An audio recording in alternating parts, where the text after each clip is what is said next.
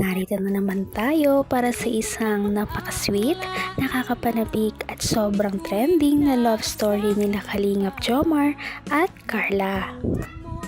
Ay aking makilala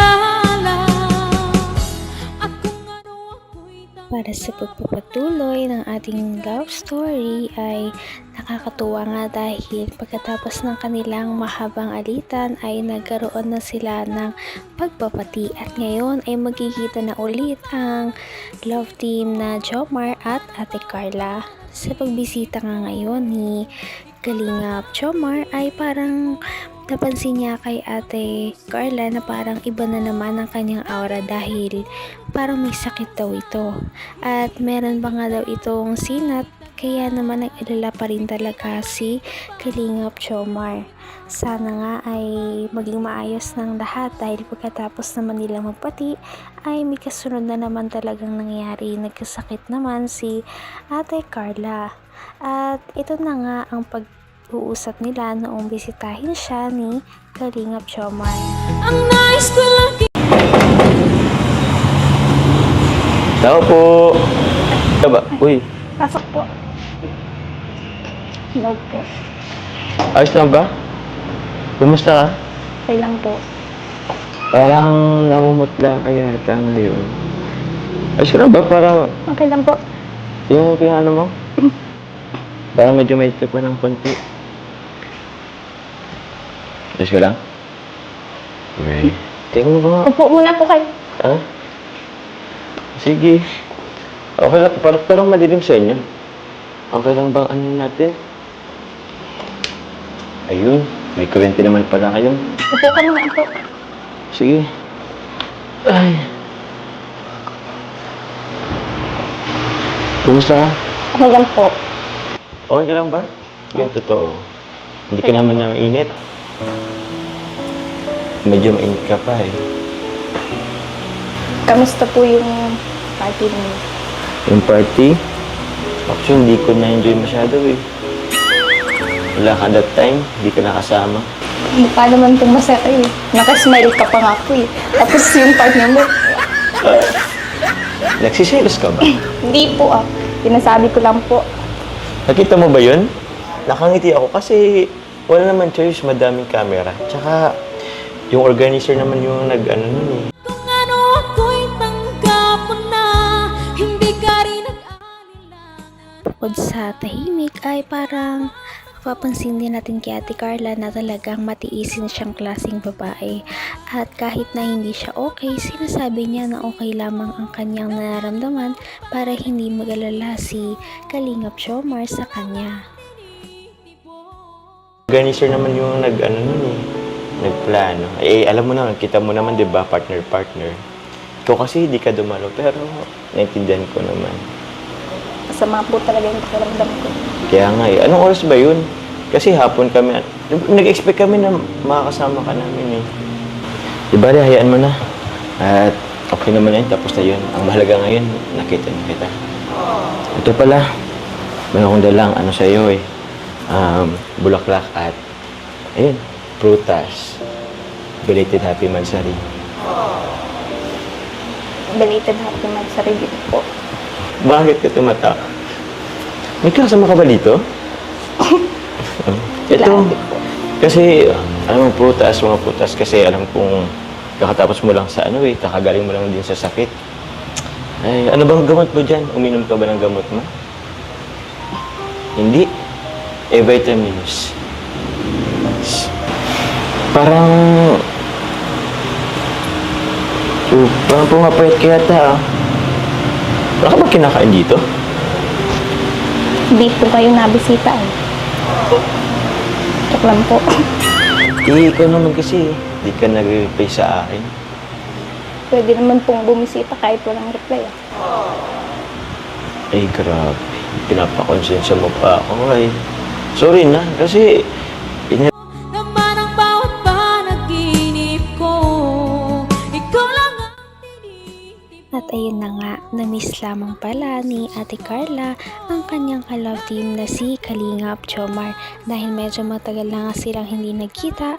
Pagkatapos nila noong magkaayos ay medyo hindi na sila madalas na magkasama dahil din busy silang dalawa sa pag-aaral ni Ate Carla at ganoon din naman si Kalingap Jomar.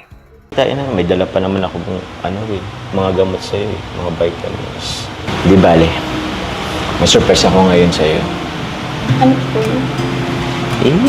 Huwag mo nang tanungin, basta sumama ka na lang sa akin. Pwede ka ba ngayon? Okay, tara na. Alam mo, Carla, namiss kita. Saya ko ngayon. Parang hindi naman po. Saya niyo nga po. Oo, masaya ako. Saya-saya niyo po nung nakaraan kahit po wala ako. Alo? Grabe siya. Ba't mo nasabi yun? Kung yung mga nakikita mo sa picture, ganun talaga yun. Kailangan natin maging masaya. Kailangan natin ipakita masaya tayo kasi, lalo na ako kasi that time, puro kasi camera that time isang ano kasi yun, ball, di ba? Kaya, Namiss din po kita. Talaga ba? Seryoso ba yan? Parang di ko naman in-expect yan Joke lang po tulong. Uy! Oh, bro, Jay, narinig mo yan, di ba? Bisa ako ni Carla Ay, buti na lang. Alam ko pa naman, galit ka sa akin Alam ko nagtatampo ka sa akin. Hanggang wakas ay tayo ng dalawa. Palagi kang naman ang isip ko. Dahil sa stress na nararamdaman ni Ate Carla at sa parang pagiging matamlay niya dahil sa kanyang sakit ay ginala muna siya ni Kalingap Jomar at nakakatuwa naman dahil sa matagal nilang hindi pagsasama sa wakas ngayon ay magkakaroon ulit sila ng bonding.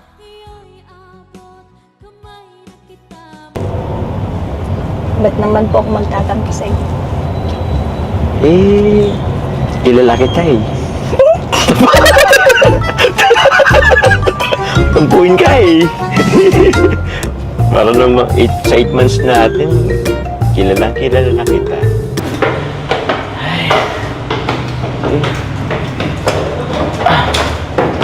Excited na ako. Ano po tayo dito? Secret. Basta, tas ka lang. Surprise na lang ito mamaya. Excited na ako. Ano ba lagi ako excited pag napunta rito? Morning po. Ako ko yan. Tuloy po. Ano po tayo dito? Bahala tayo. Basta. Ayun mo lang. Mamaya. Basta relax ka lang. Kaya po dito. Tara na po. Huwag ka alis. Surprise na kita dito Basta hayaan mo lang. Basta mamaya, mag-enjoy ka na lang. Kasi, mansa rin natin. Yun. Late celebration nga lang. Pero, alam ko mag-enjoy ka at maging masaya. Ito nga ang kanilang unang date pagkatapos ng matagal nilang hindi pagsasama kaya nakakatuwa kung ano kaya ang kanilang gagawin dahil hindi pa sinasabi ni Kalingap Jomar kung ano ba talaga ang kanyang hinanda o plano para sa kanilang date ngayong araw at makapapanood niyo yan sa ating susunod na video. Kaya sana ito ay inyong abangan. Patindi na ng patindi ang mga pangyayari sa kanilang love story. Kaya naman sobrang dami talaga ang kinikilig sa kanilang love story at palaging nag-aabang. Kaya naman sana ay magkatuluyan din ang dalawang ito, si Ate Carla at Kalingap Jomar. Sana din ay patuloy natin silang subaybayan at suportahan para magpatuloy pa ang kanilang love team. Paniguradong hindi lamang ito ang ating aabangan dahil marami pang mga susunod na kilig moments na mangyayari sa kanilang dalawa. Yun lamang at maraming salamat sa pananood. Bye!